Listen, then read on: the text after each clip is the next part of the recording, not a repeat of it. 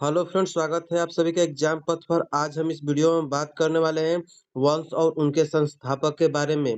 तो फ्रेंड्स चलते हैं इसके पहले क्वेश्चन पर। इसका जो पहला क्वेश्चन है वो है हर्यक वंश का संस्थापक कौन था। इसका सही आंसर हो जाएगा ऑप्शन नंबर ए बिंबिसार। और इसके फैक्ट के बारे में जान लेते हैं। तो ये जो बिंबिसार थे वो 544 बीसी से लेकर 492 बीसी तक हर्यक वंश के संस्थापक थे। और वह गौतम बुद्ध के समकालीन भी थे। और उन्होंने न्यू राजगृह शहर का निर्माण भी कराया था। तो फ्रेंड्स ये भी आप याद रखिएगा। तो फ्रेंड्स आगे चलने से पहले एक छोटी सी रिक्वेस्ट है कि अगर आपको ये वीडियो अच्छी लग रही है तो वीडियो को लाइक और शेयर कर दें। चैनल पर पहली बार आए हैं तो चैनल को सब्सक्राइब कर दें, ताकि अगर कोई वीडियो अपलोड करे तो उसका अपडेट सबसे पहले आपको मिल सके। तो फ्रेंड्स इस वीडियो में लास्ट में एक क्वेश्चन आपके लिए पूछने वाले हैं, जिसका सही जवाब अगर आपको पता होगा तो कमेंट जरूर करिएगा। फ्रेंड्स हम इस पर रोज जीके जीएस का क्वेश्चन लेकर आते हैं। और साथ में जो एसएससी जीडी का एग्जाम हो रहा है उसका एनालिसिस वीडियो भी अपलोड करते हैं। तो उसको एक बार जाकर आप देख सकते हैं, अगर आपका एग्जाम आने वाला समय में है तो। और उसके लिए लगभग 500 प्लस एक वीडियो अपलोड कर चुके हैं, वो भी आप जाकर देख लीजिएगा, अगर आपका यूपीपी एग्जाम भी है तब भी। और अगर आपका एसएससी जीडी का एग्जाम हो गया है तो कम्युनिटी में एक पोस्ट डाले हैं, उस पर जाकर आप वोट कर सकते हैं कि आपका कितना स्कोर बन रहा है। तो फ्रेंड्स चलते हैं अगले क्वेश्चन पर। अगला क्वेश्चन है शिशुनाग वंश का संस्थापक कौन था। इसका सही उत्तर हो जाएगा ऑप्शन नंबर बी शिशुनाग। उसके बाद इसके फैक्ट के बारे में देख लेते हैं। इसका जो फैक्ट है वो है 344 ईसा पूर्व में कालाकोश द्वारा शिशुनाग का उत्तराधिकारी बनाया गया। और अंतिम हर्यक वंशीय शासक नागदशक का मंत्री या अमात्य था। उसके बाद अगला फैक्ट है शिशुनाग का उत्तराधिकारी कालाशोक हुआ। और 383 ईसा पूर्व में द्वितीय बौद्ध संगीति का आयोजन कालाशोक के प्रयोजन में वैशाली में किया गया था। और ये शिशुनाग वंश का अंतिम शासक जो था वो नंदीवर्धन था। तो फ्रेंड्स ये इसके फैक्ट थे, ये भी आप याद रखिएगा। उसके बाद अगला क्वेश्चन देख लेते हैं। अगला क्वेश्चन जो है वो है नंद वंश का संस्थापक कौन था। तो सही उत्तर हो जाएगा ऑप्शन नंबर सी महापद्मनंद। उसके बाद इसके फैक्ट के बारे में देख लेते हैं। तो नंद वंश का अंत तब हुआ जब चंद्रगुप्त मौर्य ने अपने गुरु चाणक्य के समर्थन से नंद वंश के अंतिम शासक घनानंद को उखाड़ फेंका गया। तो फ्रेंड्स आगे इसमें देख लेते हैं। तो इसमें जो ये मगध के शासक के बारे में ये डायग्राम बनाया गया है, ये भी आप एक बार देख लीजिएगा।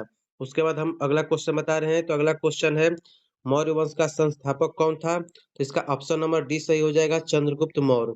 और ये चंद्रगुप्त जो मौर्य थे उनका जो ये मौर्य वंश का वंश था वो 321 से लेकर 185 बीसी तक ये चला था। और अंतिम शासक इनके जो थे वो बृहदत्त थे। और इसके फैक्ट के बारे में और देख लेते हैं। तो पुष्यमित्र शुंग द्वारा बृहदत्त की हत्या 184 ईसा पूर्व में की गई थी।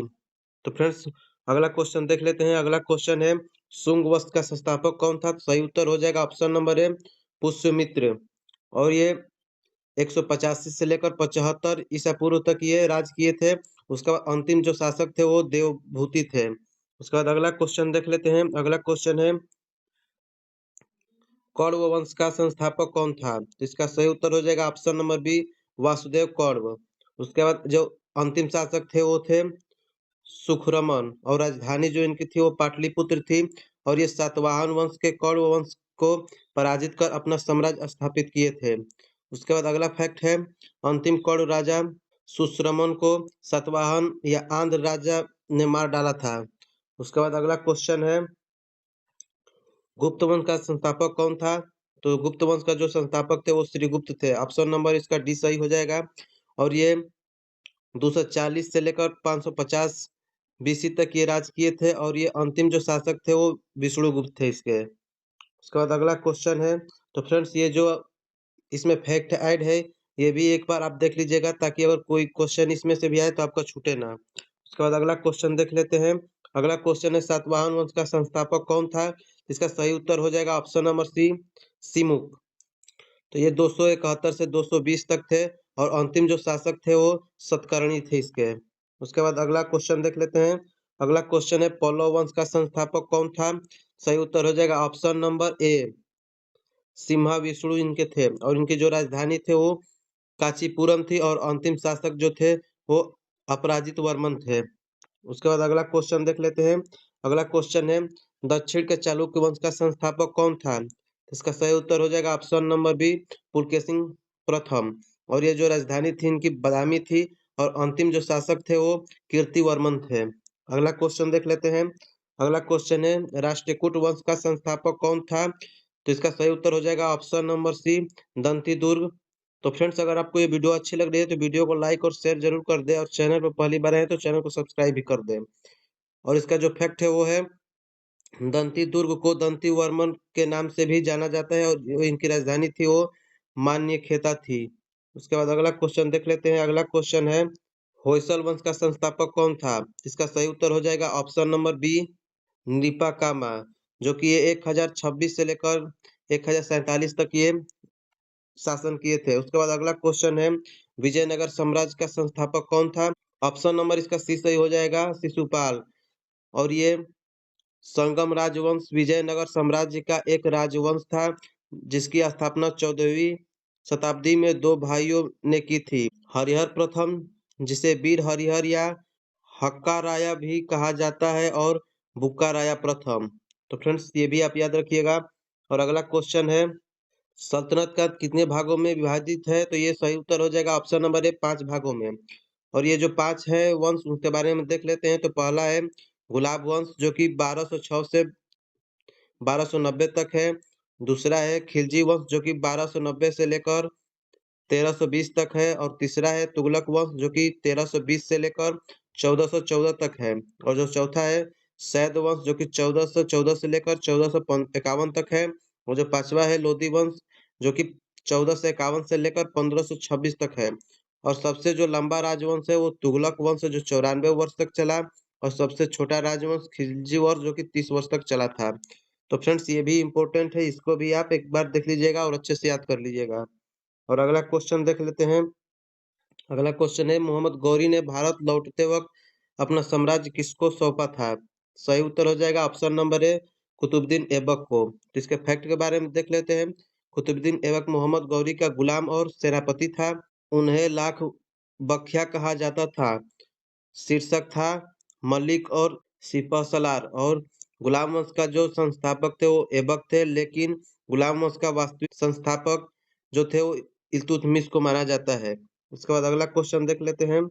अगला क्वेश्चन है खिलजी वंश का संस्थापक कौन था? तो इसका सही उत्तर हो जाएगा option number D, Jalaluddin Firoz Khilji, जो कि ये 1290 से लेकर 1296 AD तक ये राज किए थे। उसके बाद जो अगला क्वेश्चन है वो है तुगलक वंश का संस्थापक कौन था?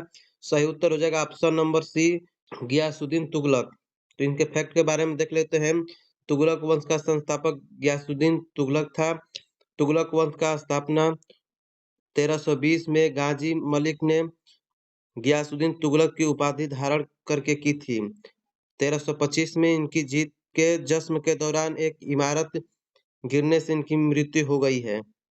उसके बाद देख लेते हैं उसका उत्तराधिकारी उसका पुत्र मोहम्मद बिन तुगलक हुआ। अगला है नसीरुद्दीन मोहम्मद शाह तुगलक, तुगलक वंश का अंतिम शासक था। और तुगलक वंश जो है वो 1320 से लेकर 1413 ईस्वी तक चला था। उसके बाद अगला क्वेश्चन देख लेते हैं। अगला क्वेश्चन है सैद वंश का संस्थापक कौन था? तो इसका सही उत्तर हो जाएगा ऑप्शन नंबर बी, खिज खान। और इसके फैक्ट के बारे में देख लेते हैं। सैद वंश की स्थापना खिज खान ने 1414 ईस्वी में की थी। और इस राजवंश का शासक तब समाप्त हुआ जब जलालुद्दीन शाह शासक पर था। उसके बाद अगला क्वेश्चन है लोधी वंश का शासक कौन था? सही उत्तर हो जाएगा ऑप्शन नंबर ए, बहलोल लोधी। और उसके फैक्ट के बारे में देख लेते हैं। तो बहलोल लोधी 1451 में लोधी राजवंश का संस्थापक था। अगला है 15वीं शताब्दी के अंत तक बहलोल लोधी ने दिल्ली में लोधी वंश को मजबूती से स्थापित किया। अगला जो फैक्ट था वो था इब्राहिम लोधी अंतिम शासक 1526 में पानीपत की लड़ाई में हार गया था। और इसमें अगला देख लेते हैं। इसकी लोधी वंश का अंत हुआ और भारत में बाबर के नेतृत्व में मुगल साम्राज्य का उदय हुआ, जो कि 1526 से लेकर 1530 में ये हुआ था। उसके बाद इसमें जो अगला फैक्ट है वो आप यहाँ पर अपने अकॉर्डिंग देख सकते हैं, कौन कितने वर्ष तक राज किया था और कब से कब किया था। तो फ्रेंड्स उसके बाद आगे देख लेते हैं। अगला क्वेश्चन है मुगल वंश का संस्थापक कौन था? सही उत्तर हो जाएगा ऑप्शन नंबर सी, जो कि बाबर। और ये वह मूल रूप से अफ़गानिस्तान के फरगना के राजा थे, तो ये भी आप याद रखिएगा। और जो लास्ट में बताए थे कि आपके लिए एक क्वेश्चन होने वाला है, तो वो आप देख सकते हैं सातवाहन वंश का संस्थापक कौन था? तो friends option number A Pushyamitra, option number B है वासुदेव कनग, अगला है सिमुक और डी है श्रीगुप्त। तो फ्रेंड्स अगर आपको जो भी ऑप्शन इसमें से सही लगे वो आप कमेंट में ए, बी या सी या डी लिखकर आप सेंड कर सकते हैं। तो फ्रेंड्स अगर आप चैनल पर नए हैं तो चैनल को सब्सक्राइब ज़रूर कर लीजिए।